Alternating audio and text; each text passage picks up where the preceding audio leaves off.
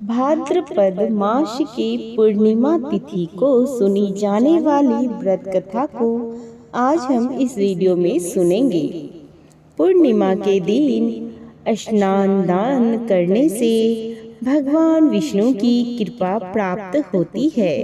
तो आइए सुनते हैं पूर्णिमा तिथि के बारे में। और इस दिन पितृपक्ष भी आरंभ होता है, तो पितृपक्ष से जुड़ी हुई बातों को भी जानेंगे।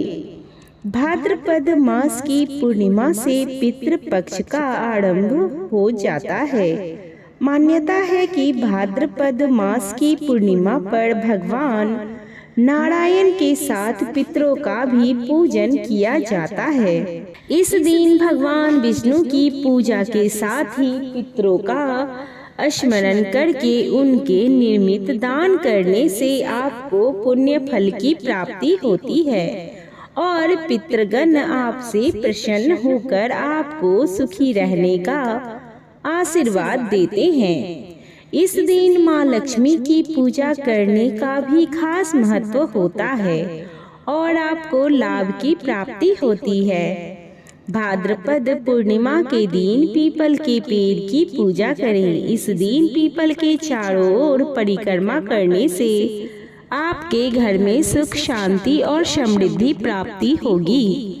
भाद्रपद पूर्णिमा के दिन पितरों के नाम से आपको दान पुण्य भी करना चाहिए। इससे आपके घर में खुशहाली आती है। इस दिन आपको उन लोगों का श्राद्ध करना चाहिए जो लोग पूर्णिमा पर मृत्यु को प्राप्त होते हैं। अब आइए श्रवण करते हैं भादो पूर्णिमा व्रत की कथा। एक समय की बात है, द्वापर युग में मैया यशोदा जी ने भगवान श्री कृष्ण से कहा, हे कृष्ण, तुम सारे संसार के उत्पन्न करता, पोषक तथा उनके संहार करता हो। आज कोई ऐसा व्रत मुझसे कहो जिसके करने से मृत्यु लोक में स्त्रियों को विधवा होने का भय न रहे तथा यह व्रत सभी मनुष्यों की मनोकामनाओं को पूर्ण करने वाला हो। श्री कृष्ण कहने लगे, हे माता, आपने अति सुंदर प्रश्न किया है। मैं तुमसे ऐसे ही व्रत को सविस्तार कहता हूँ। सौभाग्य की प्राप्ति के लिए पूर्णिमा तिथि के दिन व्रत और उपवास करना बेहद ही फलदायी होता है। सौभाग्य की प्राप्ति के लिए स्त्रियों को 32 पूर्णमासी का व्रत करना चाहिए। इस व्रत को करने से स्त्रियों को सौभाग्य संपत्ति मिलती है। यह व्रत अचल सौभाग्य देने वाला एवं भगवान शिव के प्रति मनुष्य मात्र की भक्ति को बढ़ाने वाला है। यशोदा जी कहने लगी, हे कृष्ण, सर्वप्रथम इस व्रत को मृत्यु लोक में किसने किया, इसके विषय में सविस्तार पूर्वक मुझसे कहो। श्री कृष्ण जी कहते हैं कि इस भूमंडल पर ये एक अत्यंत प्रसिद्ध राजा चंद्रहंस से पालित उनके राज्य में अनेक प्रकार के रत्नों से परिपूर्ण कातिका नाम की एक नगरी थी। वहाँ पर धनेश्वर नाम का एक ब्राह्मण था और उसकी पत्नी अति सुशीला तथा रूपवती थी। दोनों ही उस नगरी में बड़े प्रेम के साथ रहते थे। दोनों ही उस नगरी में बड़े ही प्रसन्न थे। घर में धन्य धान आदि की कोई कमी नहीं थी। उनको एक बड़ा ही दुख था कि उनके कोई संतान नहीं थी। इस दुख से वह अत्यंत दुखी और परेशान रहते थे। एक समय एक बार तपस्वी योगी उस नगरी में आया। वह योगी उस ब्राह्मण को घर को छोड़कर अन्य सब घरों से भिक्षा लाकर भोजन किया करता था। रूपवती से वह भिक्षा नहीं लिया करता था। उस योगी ने एक दिन रूपवती से भिक्षा न लेकर किसी अन्य घर से भिक्षा लेकर गंगा किनारे जाकर भिक्षान को प्रेम पूर्वक खा रहा था कि धनेश्वर ने योगी का यह सब कार्य किसी प्रकार से देख लिया। अपनी भिक्षा के अनादर से दुखी होकर धनेश्वर योगी से बोला, महात्मन, आप सब घरों से भिक्षा लेते हैं, परंतु मेरे ही घर से भिक्षा कभी नहीं लेते। इसका कारण क्या है? योगी ने कहा कि निसंतान के घर की भीख पतितों के अन्न के तुल्य होती है, और जो पतितों का अन्न खाता है वह भी पतित हो जाता है। तब पतित हो जाने के भय से मैं तुम्हारे घर की भिक्षा नहीं लेता हूँ। धनेश्वर यह बात सुनकर अपने मन में बहुत दुखी हुआ और हाथ जोड़कर योगी के पैरों पर गिर पड़ा तथा आर्त भाव से कहने लगा, हे महाराज, यदि ऐसा है तो आप मुझे पुत्र प्राप्ति का उपाय बताइए। आप सर्वज्ञ हैं, मुझ पर अवश्य ही यह कृपा कीजिए। धन की मेरे घर में कोई कमी नहीं, परंतु मैं पुत्र न होने के कारण अत्यंत दुखी हूँ। आप मेरे इस दुख का हरण करें।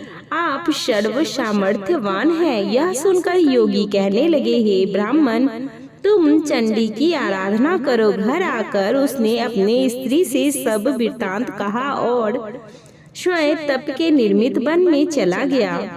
वन में जाकर उसने चंडी की उपासना की और उपवास किया।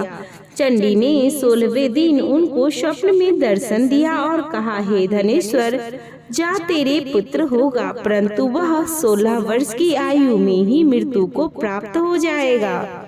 यदि तुम दोनों स्त्री पुरुष 32 पूर्णमासी का व्रत विधि पूर्वक करोगे तो वह दीर्घायु होगा। जितनी तुम्हारी सामर्थ्य हो आटे के दिए बनाकर शिव जी की पूजन करना, परंतु पूर्णमासी को 32 हो जाने चाहिए। प्रातः काल होने पर इस स्थान के समीप ही तुम्हें एक आम का वृक्ष दिखाई देगा। उस पर तुम चढ़कर एक फल तोड़कर शीघ्र अपने घर चले जाना। अपनी स्त्री से सब वृत्तांत कहना। ऋतु स्नान के पश्चात वह स्वस्थ होकर शंकर जी का नाम लेकर उस फल को खा लेगी। तब शंकर भगवान की कृपा से उसको गर्भ हो जाएगा। जब वह ब्राह्मण प्रातः काल उठा तो उसने उस स्थान के पास ही एक आम का वृक्ष देखा, जिस पर एक अत्यंत सुंदर आम का फल लगा हुआ था। उस ब्राह्मण ने उस आम के वृक्ष पर चढ़कर उस फल को तोड़ने का प्रयत्न किया, परंतु वृक्ष पर कई बार प्रयत्न करने पर भी वह न चढ़ सका।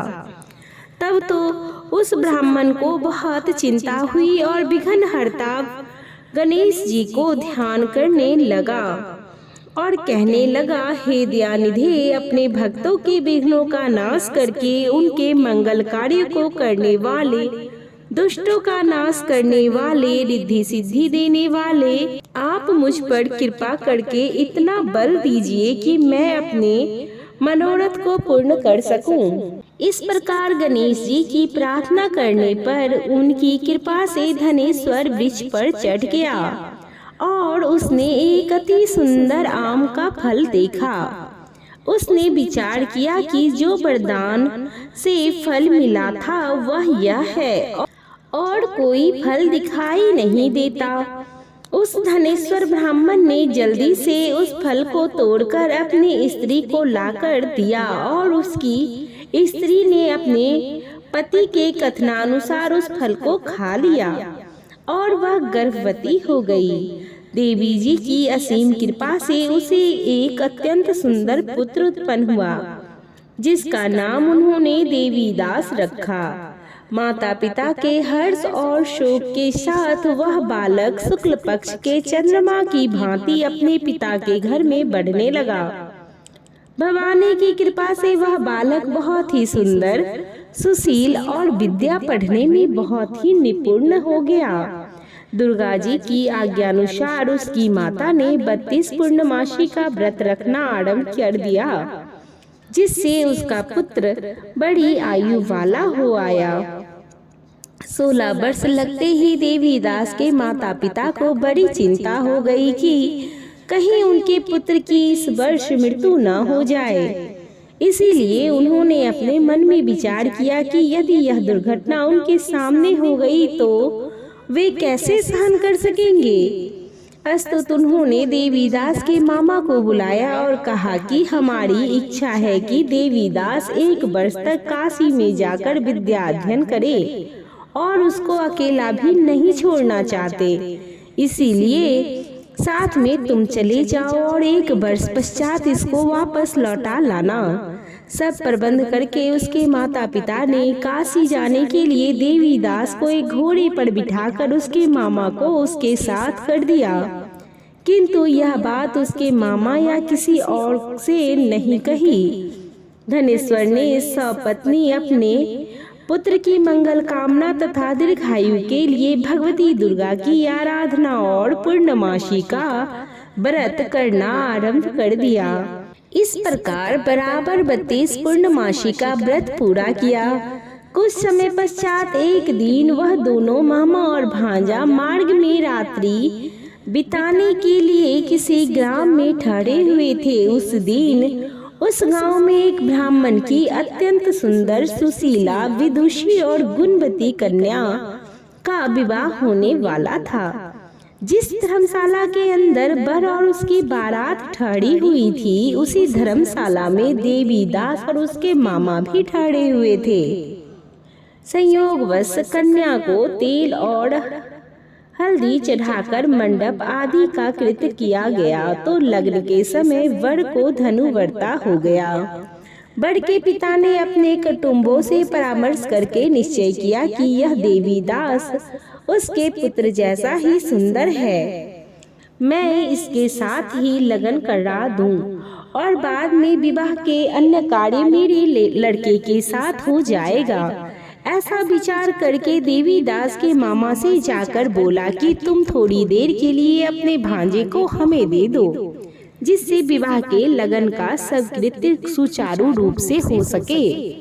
तब उसका मामा कहने लगा कि जो कुछ भी वधू पर्क आदि कन्यादान के समय वर को जो भी धन मिले वह सब हमें दे दिया जाए, तो मेरा भांजा इस बारात का दूल्हा बन जाएगा। यह बात वर के पिता ने स्वीकार कर ली। उसने अपना भांजा वर बनने को भेज दिया और उसके साथ सब विवाह कार्य रात्रि में विधि पूर्वक पूर्ण हो गया। पत्नी के साथ वह भोजन न कर सका और अपने मन में विचार करने लगा, न जाने यह किसकी स्त्री होगी। वह एकांत में इसी बात में को सोचते हुए गर्म निश्वास छोड़ने लगा तथा मन में विचार करने लगा कि यह क्या हो रहा है, और वह बहुत ही उदास हो गया था। इसी बीच उसकी आंखों में आंसू भी आ गए थे। तब वधू ने पूछा कि क्या बात है, आप इतने उदास क्यों दिख रहे हैं? तब उसने सब बातें जो वर के पिता और उसके मामा के बीच हुई थी उसको बता दी। तब कन्या कहने लगी, यह ब्रह्म विवाह के विपरीत कैसे हो सकता है? देव, ब्राह्मण और अग्नि के सामने मैंने आपको ही अपना पति बनाया है। आप ही मेरे पति हैं, मैं आपकी ही पत्नी हूँ, किसी अन्य की कदापि नहीं हो सकती। तब देवीदास ने कहा, ऐसा मत करिए, क्योंकि मेरी आयु बहुत थोड़ी है, मेरे पश्चात आपकी क्या गति होगी, इन बातों को अच्छी तरह विचार लो। परंतु वह दृढ़ विचार वाली थी, बोली कि जो आपकी गति होगी वही मेरी गति होगी। हे स्वामी, आप उठिए और भोजन करिए, आप निश्चय ही भूखे होंगे। इसके बाद देवीदास और उसकी पत्नी दोनों ने भोजन किया तथा शेष रात्रि वे सोते रहे। प्रातःकाल देवीदास ने अपनी पत्नी को 3 नगों से जड़ी हुई एक अंगूठी दी, एक रुमाल दिया और बोला, हे प्रिय, इसे लो और संकेत समझकर स्थिर चित्त हो जाओ। मेरा मरण और जीवन जानने के लिए एक पुष्प वाटिका लगा लो, उसमें सुगंधित वाली एक नव मल्लिका लगा लो, उसको प्रतिदिन जल से सींचा करो और आनंद के साथ खेलो कूदो तथा उत्सव मनाओ। जिस समय और जिस दिन मेरा प्राण त्याग होगा ये फूल सूख जाएंगे और जब ये फिर से हरे हो जाएंगे तो जान लेना कि मैं जीवित हूँ। यह बात निश्चय करके समझ लेना, इसमें कोई संदेह नहीं है। यह समझाकर वह चला गया। प्रातःकाल होते ही वहाँ पर एक गाजे बाजे बजने लगे और जिस समय विवाह के कार्य संपन्न करने के लिए वर और तथा बाराती मंडप में आए तो कन्या ने वर को भली प्रकार से देखकर अपने पिता से कहा कि यह मेरा पति नहीं है, मेरा पति वही है जिसके साथ रात्रि में मेरा पानी ग्रहण हुआ है, इसके साथ मेरा विवाह नहीं हुआ है। यदि यह वही है तो बताए कि मैंने इसको क्या दिया। वधू परक और कन्यादान के समय में जो भूषण आदि दिए गए थे उन्हें दिखाए तथा रात्रि में मैंने क्या गुप्त बातें की है वह सब सुनाए। पिता ने उसके कथनानुसार वर को बुलवाया। कन्या की यह सब बातें सुनकर वह कहने लगा कि मैं कुछ नहीं जानता। इसके पश्चात लज्जित होकर वह अपना अपमानित मुंह लेकर चला गया और सारी बारात भी अपमानित होकर वहां से लौट गई। भगवान श्री कृष्ण बोले, हे माता, इस प्रकार देवीदास काशी विद्या अध्ययन के लिए चला गया। जब कुछ समय ही बीते थे कि तो काल से प्रेरित होकर एक सर्प रात्रि के समय में उसको डसने के लिए वहां पर आया। उस विषधर के प्रभाव से उसके शयन का स्थान चारों ओर से विष की ज्वाला से विषैला हो गया, परंतु व्रतराज के प्रभाव से उसको काटने न पाया, क्योंकि पहले ही उसकी माता ने 32 पूर्णिमा का व्रत कर रखा था। इसके बाद मध्याह्न के समय स्वयं काल वहां पर आए और उसके शरीर से उसके प्राणों को निकालने का प्रयास करने लगे, जिससे वह मूर्छित होकर पृथ्वी पर गिर पड़ा। भगवान की कृपा से उसी समय माता पार्वती जी के साथ श्री शंकर जी वहां पर आए। उसको मूर्छित दशा में देखकर पार्वती जी ने भगवान शंकर से प्रार्थना की कि हे स्वामी, इस बालक की माता ने पहले ही 32 पूर्णिमा का व्रत किया था, जिसके प्रभाव से हे भगवान आप इसको प्राण दान दें। भवानी के कहने पर भक्त वत्सल भगवान श्री शिव जी ने उसको प्राण दान दिए। इस व्रत के प्रभाव के से काल को भी पीछे हटना पड़ा और देवीदास स्वस्थ होकर बैठ गया। उधर उसकी स्त्री उसके काल के प्रतीक्षा में थी। जब उसने देखा कि उस पुष्प वाटिका में सुगंधित पुष्प कुछ भी नहीं रहे तो उसको अत्यंत आश्चर्य हुआ, और जब वह वैसे ही हरे भरे हो गए तो वह जान गई कि वह जीवित हो गए हैं। यह देखकर वह बहुत ही प्रसन्न मन से अपने पिता से कहने लगी कि हे पिताजी, आप उन्हें ढूंढ कर ले आइए। जब 16वां वर्ष व्यतीत हो गया तो देवीदास भी अपने मामा के साथ काशी से चल दिया।